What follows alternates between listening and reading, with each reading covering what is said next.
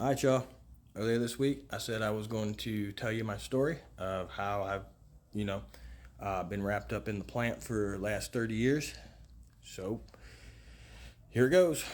When I was in like fifth or sixth grade, um, some neighborhood kids caught me in a vulnerable state, and you know, I guess you'd say took me under their wing for the very first time.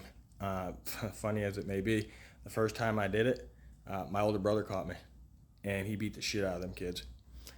Took me home, told my mom. My parents reprimanded me at that time. I was a young guy, right? We ended up moving thereafter to a new spot, and when we moved, you make new friends and everything like that, obviously, right? So I met my best friend. My best friend had a thing for money, but he also had a thing for not working. So which is pretty funny, I guess you'd say.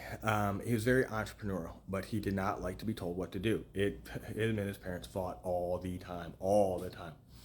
Anyway, at one point I convinced him, hey man, we got to do something different. Come work, let's get a job, right? So him and I got a job bussing tables. That was not for him. He worked 2 weekends and he was done. This dude would make more money in a weekend than I would make in an entire month busting tables. He would always make fun of me. He's like, "You're wasting your damn time." But I was developing a work ethic at that time, right? Because I enjoyed my freedom. I enjoy my freedom too much, even though I knew I was tampering with it. So going through high school, the rest of junior high, high school, at that time I was growing up as late 90s, early 2000s, and that's when rap music really started to take off. You'd see, rappers in their videos smoking, making it look cool, like that's the way to be, if you're gonna get women, right, you gotta be high, gotta have money flashing, right? You're in my age group, you know exactly what I'm talking about. They still try to perpetuate that now to the younger generation, but it is not true. But you see it and you get those visions in your head, right? When you visualize something, it is powerful.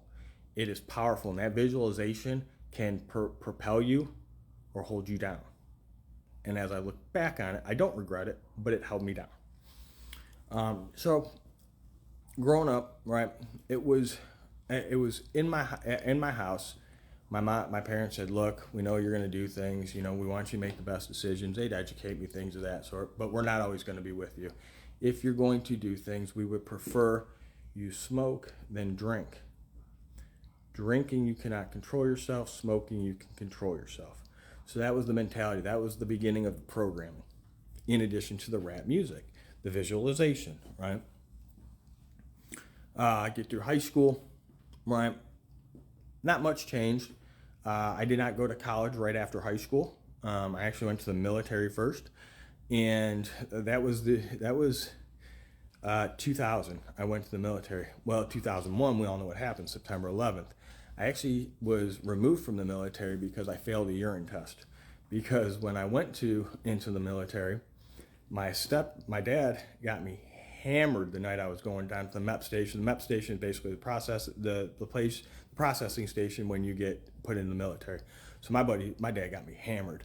Well, my buddies drove me to my recruiter, and they're like, "Mike, man, this is the last time we're gonna see you for a while. Let's get it going, right?" So I was like, "All right, man, let's go." Blah, blah, blah. Yeah, my recruiter's like, "Hey, man, you smell like bud.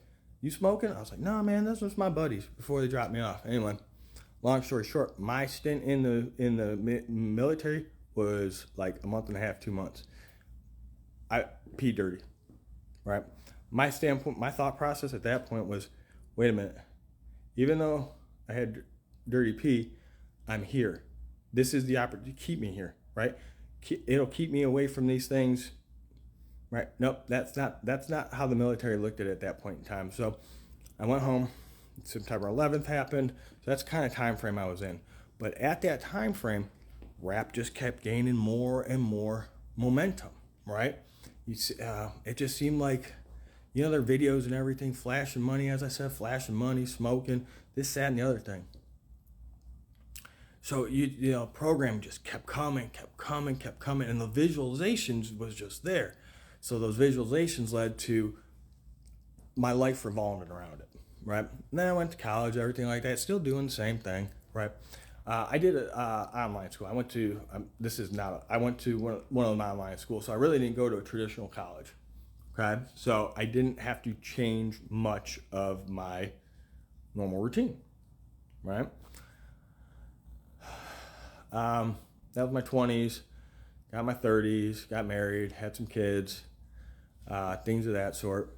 No, married, still married to my wife. We are 20 plus years strong. Just had our 14th wedding anniversary, 2 kids, a couple houses, a couple vehicles, a couple dogs, right? You know, everything just short of the white picket fence. And then, you know, we had a situation in my family where my stepfather passed away, and we moved from the north to the south. I used to live in Cleveland, Ohio. Now I live down here in Texas. So if you notice the Cleveland stuff behind me, that's just memorabilia from living up there. But on my trip, man, I made a deal with one of my buddies, and talk about committing a lot of. I'll just put it this way: the ride from Cleveland to Texas, if I would have gotten pulled over, I wouldn't be sitting here talking to you right now. That's that, and I'll just leave it at that. Okay. You know, you would think moving to a new city, you'd have to meet some new people, things of that sort. Well, the person I was working with at that time was like, "Man, I got you. I got you. Don't worry about it. I know what I'm doing." So month after month, month after month, month after month, right? For like 5 years. It's just because I've been in Texas 6 years. You know, and it just, there was no,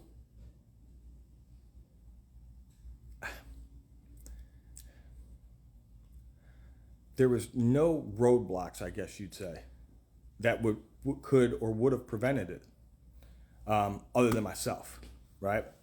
But I said it before. So anyway, so it just kind of continued.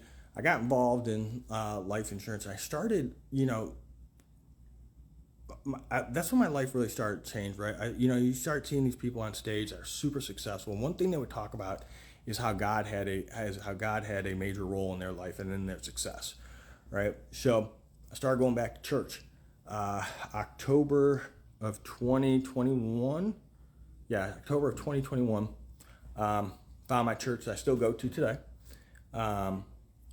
And along that journey, and I said it before, you know, God will let you know when it's time, when it's your time. You don't get cleaned up to take a shower. Okay. Well, that's pretty much kind of where it's at. You know, I got baptized 7/2 of 22. So it's been almost 4 years, 3.5 years, 4 years since I've been baptized. Still didn't. But for whatever reason, December 28th, 2025, the faucet turned off for me. No more desire. I don't care for it. There's no like lingering feeling for it. Like, oh man, kind of like I'm really not like, there's no like pull to it anymore.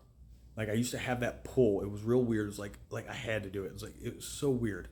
But that pull just stopped. Like somebody cut that cord. I know who cut that cord.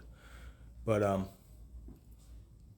yeah, that's really what my story was. I mean, growing up, my parents didn't really say it was a bad thing. Like I said, they said they'd rather have me smoke than drink, right? So it's kind of acceptable growing up at that time.